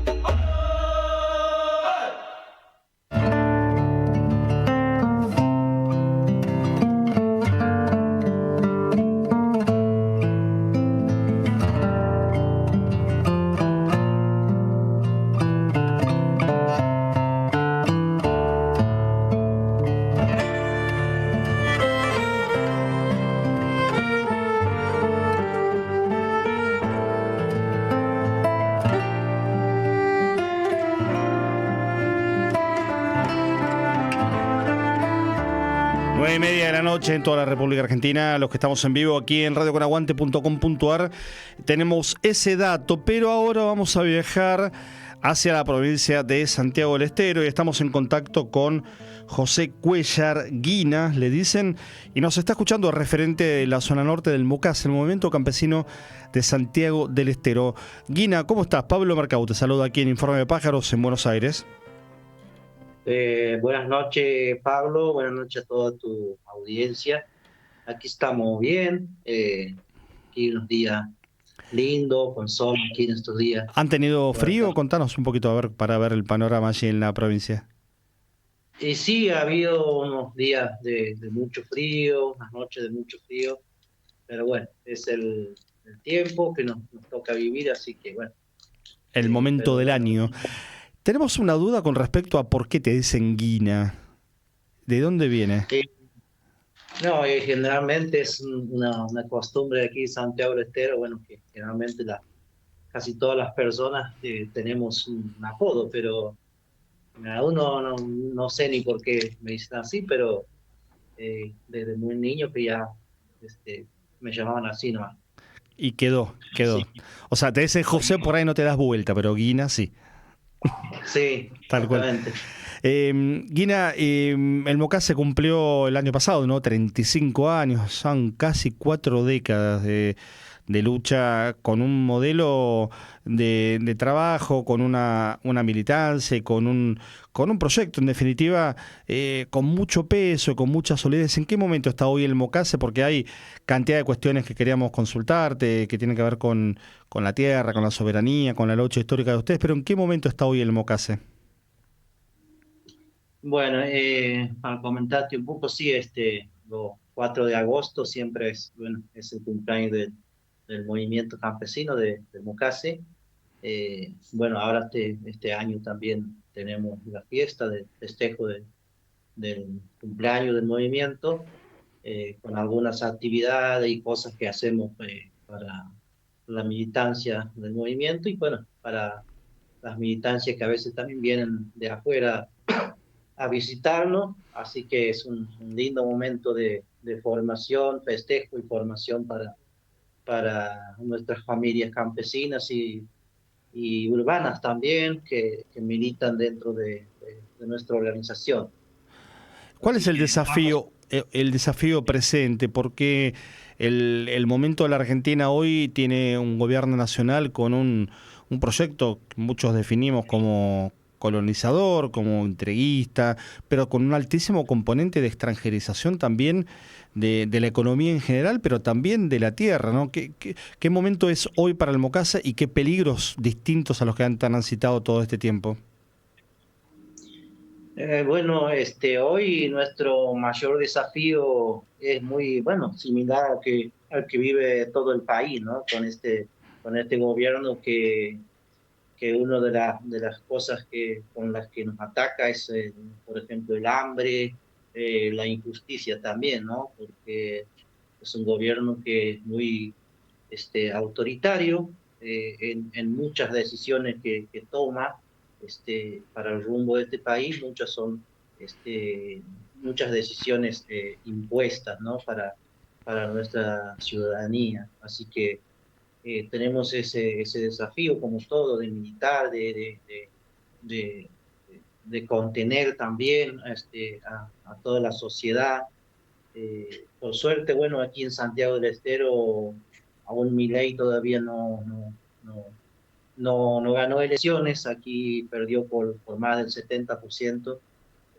Perdió, pero bueno, por un trabajo que el movimiento viene haciendo en la provincia, que bueno, el sector político, el gobierno santiagueño también hace un trabajo bastante fuerte para contrarrestar a esta fuerza, ¿no? A esta derecha que es bastante autoritaria y bastante violenta, ¿no? Como se manejan verbalmente y bueno, físicamente también son bastante violentos. Y es un peligro para toda la sociedad, para nosotros como movimiento que defendemos nuestros territorios, nuestros derechos aquí en las comunidades campesinas, en los barrios populares donde militamos. Es un peligro porque, bueno, siempre cuando hay un problema de esto, siempre se corre el peligro, ¿no? de esa violencia. Así que en estos momentos, bueno, hay nuevamente un ataque, ¿no? de muchas empresas extranjeras o de otras provincias como de Córdoba o Santa Fe o Buenos Aires, que ven la posibilidad de poder de nuevo atacar con desalojos y con muchas, bueno, hasta bandas armadas, ¿no? Que antes, por ahí, en otros momentos, no se veía tanto, ¿no? El tema de las bandas armadas que se meten en los campos de las familias y bueno, y eso es un peligro porque en nuestras comunidades existen los niños, existen los ancianos, bueno, las familias en general. Corre un peligro cuando hay bandas armadas que Claro. con gente de otro lado que no sabemos quiénes son. Así que Guira, y eso que ustedes tienen antecedentes y lamentablemente también asesinatos en sus comunidades y una experiencia de resistencia frente a estas violencias, pero lo que planteas ahora que hay un acrecentamiento también de estas prácticas. sí, generalmente, bueno, lo que por ahí muchas veces hacen los empresarios también es por ahí agarrar a alguna familia, bueno, o aprovecharse de la situación y contratar como este tipo sicario, y bueno, pasan estas cosas por ahí, pero nosotros como movimiento venimos trabajando eso para que no pase, ¿no? Tratar de, realmente nosotros siempre vamos al diálogo, nosotros siempre hemos sido de resolver las cosas a través del diálogo, pero bueno, muchas veces se pone en esa situación de que no alcanza con el diálogo y bueno, pero nosotros estamos en esa, ¿no? Con poder sentarnos a resolver los problemas dialogando, ¿no? Porque claro, es lo que queremos, nosotros queremos que tengamos tranquilidad en nuestras comunidades, en nuestros barrios, entonces nosotros nunca vamos a decir cuando nos llamen a dialogar para poder ver de resolver un problema y que salgamos beneficiados todos, ¿no? Guina, en el Congreso de la Nación, en el Senado en particular, se está debatiendo lo que el gobierno ha llamado el proyecto de inviolabilidad de la propiedad privada y una idea de modificar la ley de tierras. ¿Qué visión tienen ustedes también desde el MOCASE con respecto a este debate? Y esto es también un ataque más, ¿no? Un ataque más a nuestro campo, porque bueno, nosotros veníamos en todos estos años que el MOCASE lucha por la defensa de los territorios. Teníamos, por ejemplo, la ley de reglamento territoriales de 2660 de comunidades indígenas, donde el Estado, por ejemplo, nos reconoce nuestra existencia, ¿no? en los territorios, y estas leyes que en algunos de los puntos que marca ahí, ahí es un claro ataque a eso, de poder desvalorizar eso, que ya lo venían intentando muchas veces, ¿no? De podernos sacar las personas jurídicas, de poder criminalizar la lucha también de las comunidades. Entonces, esto para nosotros es algo que vamos a tener que trabajar, vamos a salir a denunciar, porque es un intento más de podernos ir al desalojo, porque bueno, por ejemplo, la ley de los regímenes territoriales tiene un estatuto, por ejemplo, y que donde dice que en esos territorios no se pueden cometer desalojos, no se pueden vender las tierras.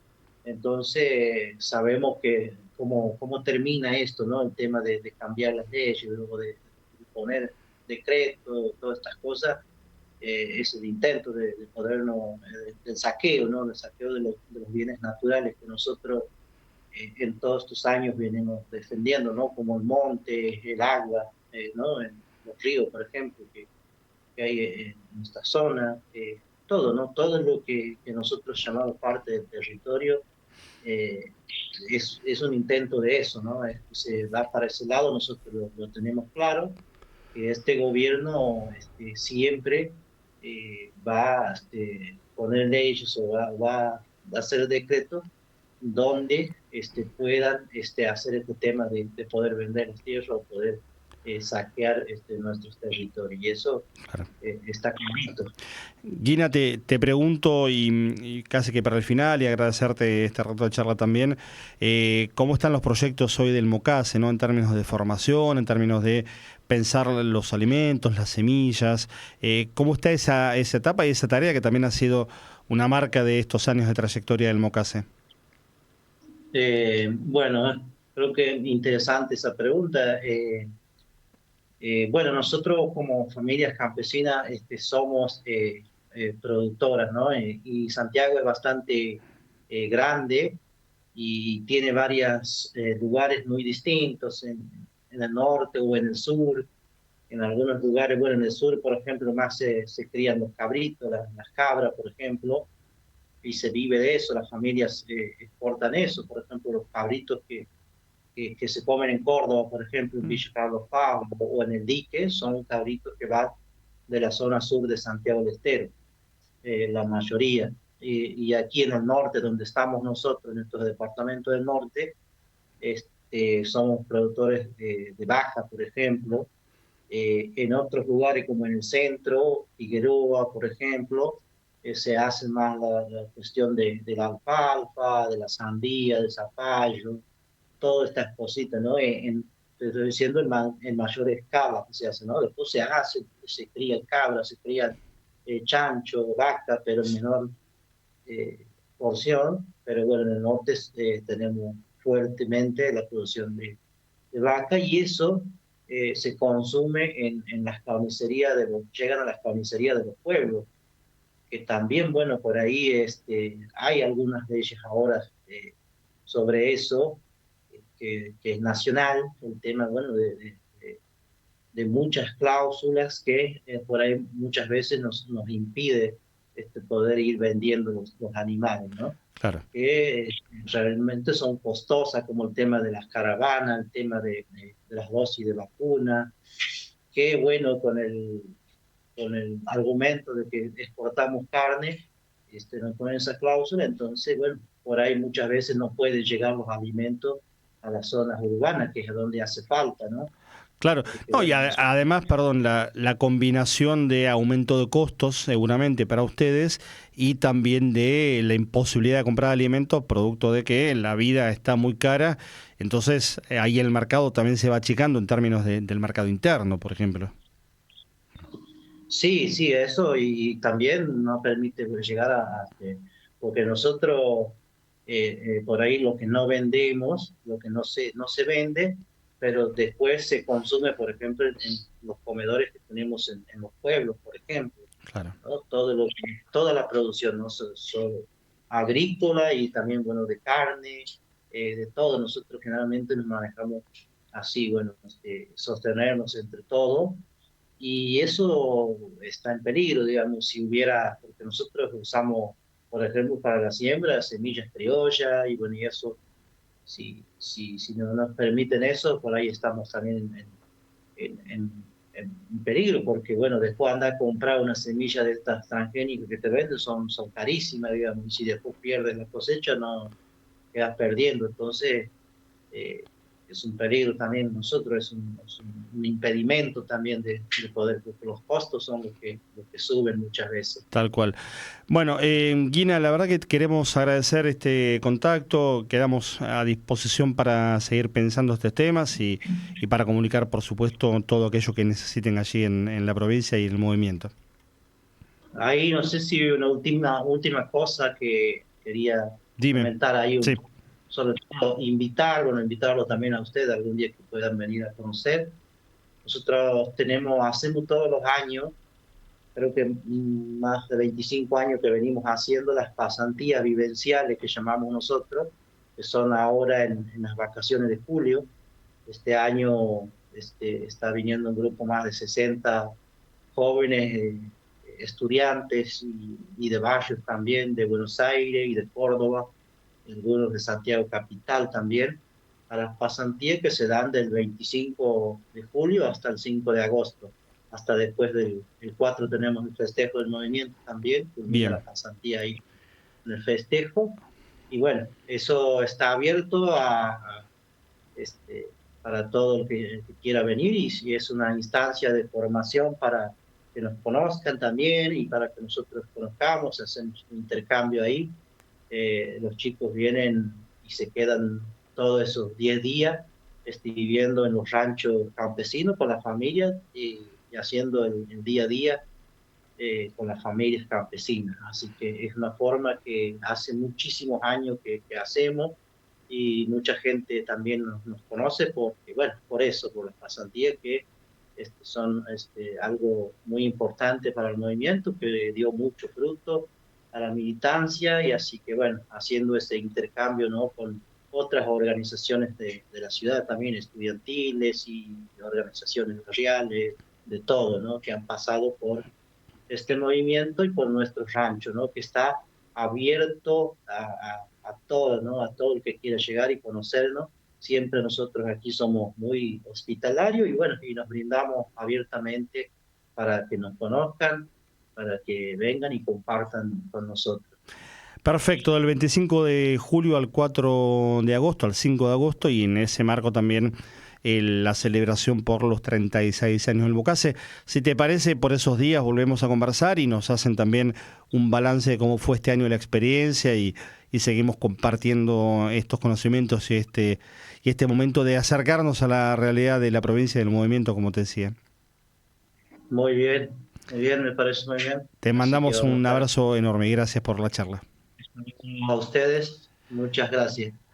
Hablábamos con José Guina Cuellar, referente de la zona norte del Mocase, movimiento campesino de Santiago del Estero.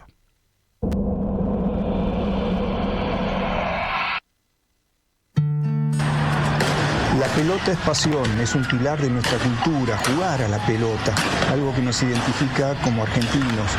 Por eso cuando tu equipo festeja, vos festejás. Y todavía más si se trata de la selección, de ese equipo de todos. Y ni que hablar cuando esto sucede en un mundial. Y eso fue lo que pasó, o lo que viene pasando durante las últimas semanas. Y pasó el sábado, cuando en Kansas sonó la pitada final que decía que el albiceleste ya estaba en cuartos entre los 4 mejores de la Copa. Y por eso instantáneamente una multitud salió a ganar el espacio público, un espacio que pertenece al pueblo, aunque algunos, los de siempre, crean lo contrario, tal como el jefe de gobierno, Jorge Macri, que como había hecho después del partido con Egipto, mandó a la policía de la ciudad a reprimir a quienes solo querían hacer de la felicidad, de esa felicidad que nos da la pelota, un hecho comunitario.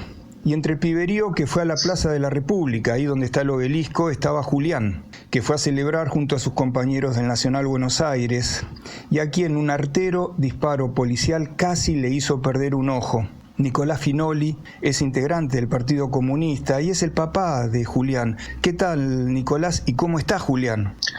Hola, ¿cómo estás? Bien, Juli, por suerte está bien, tengo que decirlo así, porque la bala le pegó en la parte superior del ojo, en el párpado superior, y afortunadamente no comprometió su visión, pero está con una herida bastante considerable, le va a quedar una marca de por vida. No solamente una marca emocional, sino una marca visible en su cara de lo que es la represión policial del gobierno de la Ciudad de Buenos Aires.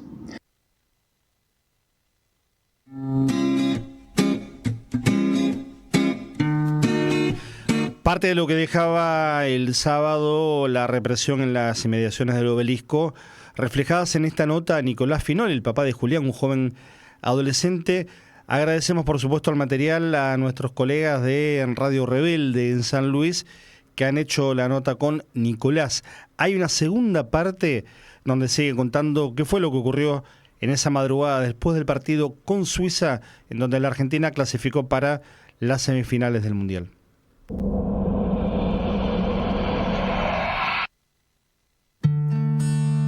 No es el primer episodio, como referíamos recién, de este tipo. No es el primer episodio en la historia argentina, en la historia reciente y también en esta historia concreta de los festejos del Mundial. Se me ocurre como que hay, por parte de este tándem del gobierno de la ciudad y el gobierno nacional, como que esto le dan un sentido pedagógico, ¿no? Mirá si podemos hacer esto. Sí, creo que es una práctica que utiliza para poder generar un aleccionamiento a la gente. Lo vemos todos los miércoles con nuestros jubilados cuando van a protestar a la plaza de los congresos, lo vemos con los discapacitados, lo vemos con la juventud. Digamos, este gobierno, tanto el de la ciudad con su consonancia en el gobierno nacional, tienen un un patrón denominador que es atentar contra los más débiles, ¿no? La política represiva obviamente no es nueva. Lo que sí sorprende es cómo cada vez son más efectivos a la hora de apuntar, ¿no? Tenemos ya conocido el caso de lo que fue el disparo que le hicieron en la cabeza a Pablo Grillo, y hoy yo puedo decir como padre que vivo en una ciudad que es sumamente insegura para un adolescente.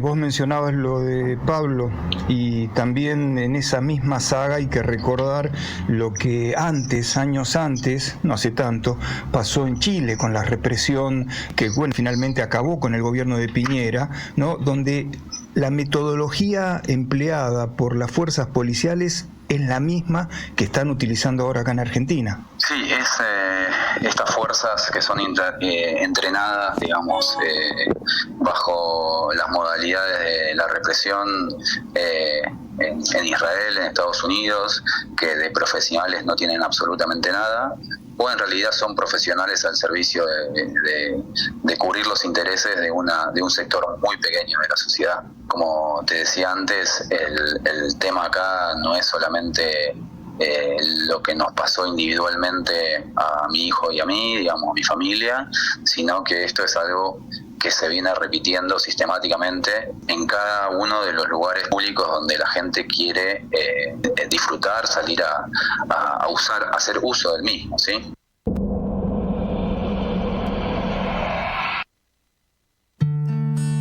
Y también se me ocurre, y esto es especulativo, ¿no? Pero es como que toman estos momentos, como fue el del sábado, un festejo a fin de cuentas, ¿no?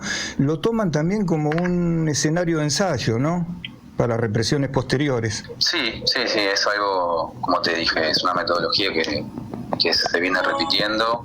Hoy tenemos que lamentar, digamos, un hecho con una herida que no es trágica, pero que podría haberlo sido. La verdad, el disparo le pasó a medio centímetro del ojo, y yo lo que apelé, hice una nota principalmente a la comunidad educativa del colegio donde es alumno Julián, comentándole a los padres esta situación para que realmente pongan en alerta a sus hijos de que es un peligro no cuidarse en todos estos lugares donde la policía tiene como objetivo en determinado momento dispersar de manera violenta a cualquiera.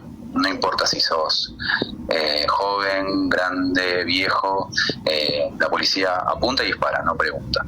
Parece mentira que tengamos que cuidarnos hasta de ser felices, pero bueno, a fin de cuentas de eso va el capitalismo, ¿no, Nicolás? Así es.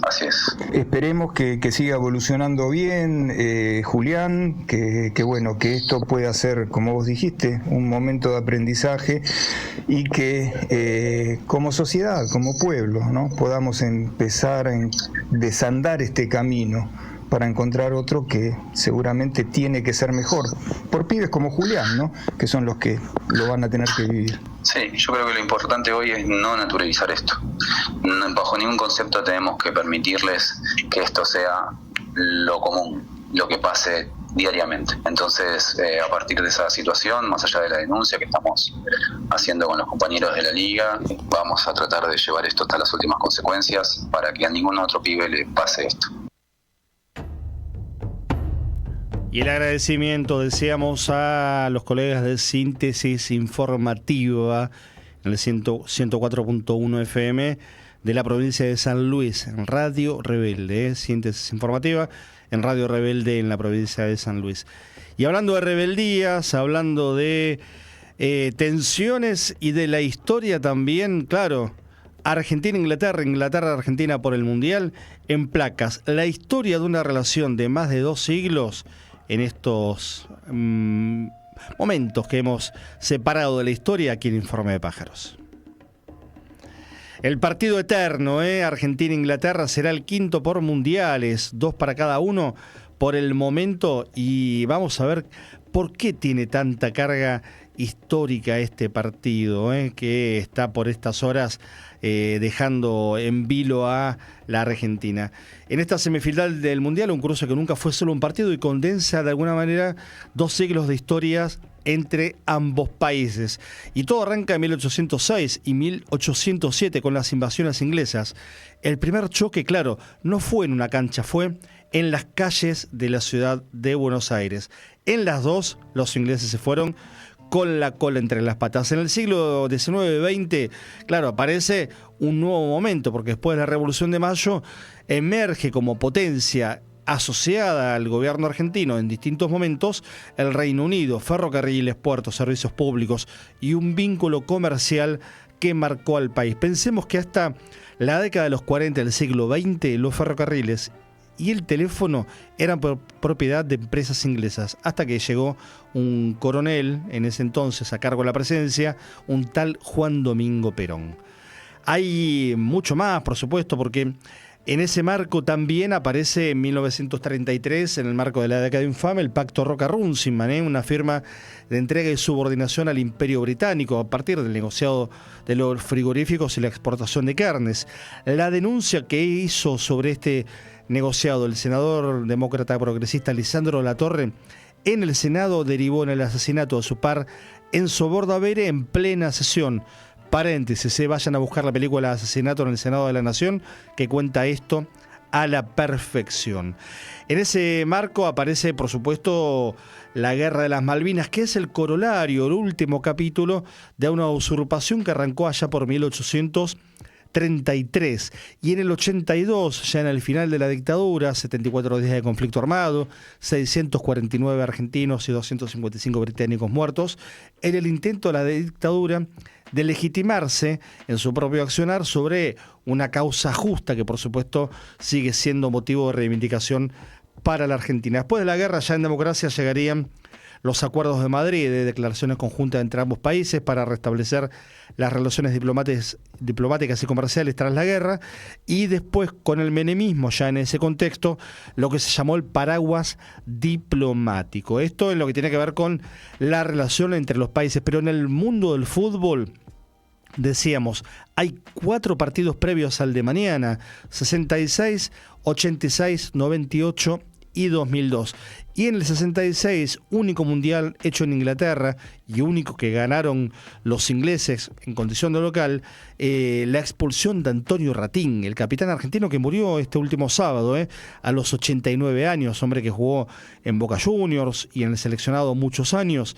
Bueno, había sido expulsado. Cuando se va de la expulsión, estruja el banderín, se sienta en la alfombra de la reina y, por supuesto, el símbolo que continuaba, en este caso, dentro de la cancha. Y llegamos al 86. ¿Qué decir de ese partido en el Azteca de México, ¿no? La mano de Dios, el gol del siglo, Maradona, Diego y el Azteca. Una revancha a 4 años de la guerra que, por supuesto, excedía el marco de lo deportivo. En el 98 sería el turno del Mundial de Francia, empate en los octavos de final y la definición desde los tiros del punto de penal que favorecía a la Argentina, con un gran Carlos Roa atajando 2 penales de la serie. El partido siguiente, Argentina ya quedaba fuera del Mundial ante Holanda, y se terminaba el sueño de Francia 98. 4 años después, 2002, decepción en primera ronda, un grupo fatal para la selección que había comenzado venciendo a Nigeria, dirigido por Marcelo Bielsa,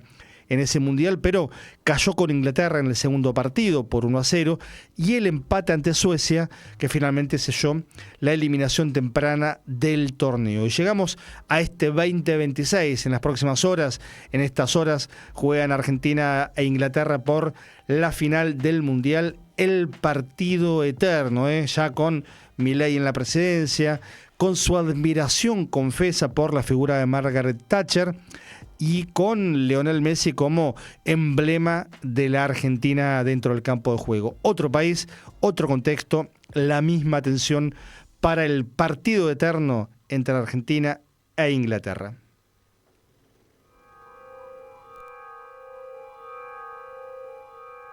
Queda para el final, por supuesto, nada más que repasar el momento de vergüenza, y tiene que ver de algún modo con el Mundial. Y cuando no, en un momento de vergüenza aparece el presidente Javier Milei, que previo al partido en donde Argentina le termina ganando en suplementario a Suiza por 3-1, con los goles sobre el final, en un momento de muchísima emoción, mucha tensión también, porque Argentina no le encontraba la vuelta. Después del gol de McAllister aparecen los goles que sellan la clasificación a las semifinales. Primero Julián Álvarez con un golazo extraordinario, y después el tercero de la mano de Lautaro Martínez. Pero previo a eso, el presidente Javier Milei, en una entrevista en FM Now con Julieta Tarrés, explicaba a su modo lo que es la economía de Suiza y la economía de la Argentina. Mirá.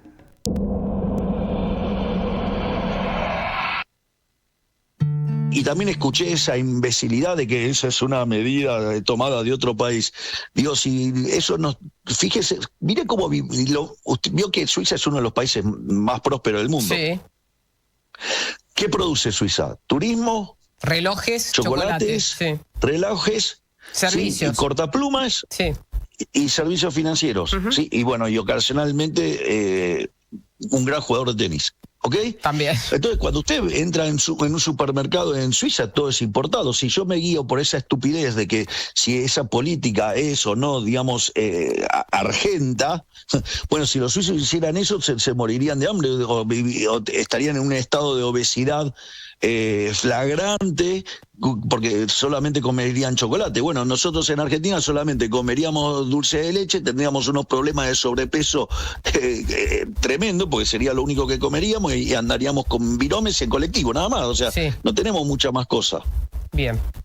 Está bien, clarísimo. Entonces, digo, es un nivel de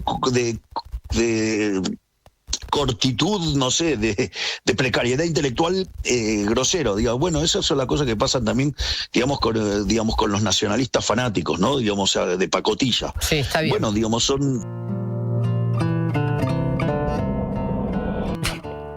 Un nivel de cortitud. Cortitud le mandó el pedazo de animal con respecto a los cuadrúpedos o bípedos o seres alados que tenemos la suerte de compartir planeta. El pedazo de animal que tenemos de presidente. Nos vamos a ver el martes que viene. Esto fue Informe de Pájaros. Gracias por habernos acompañado.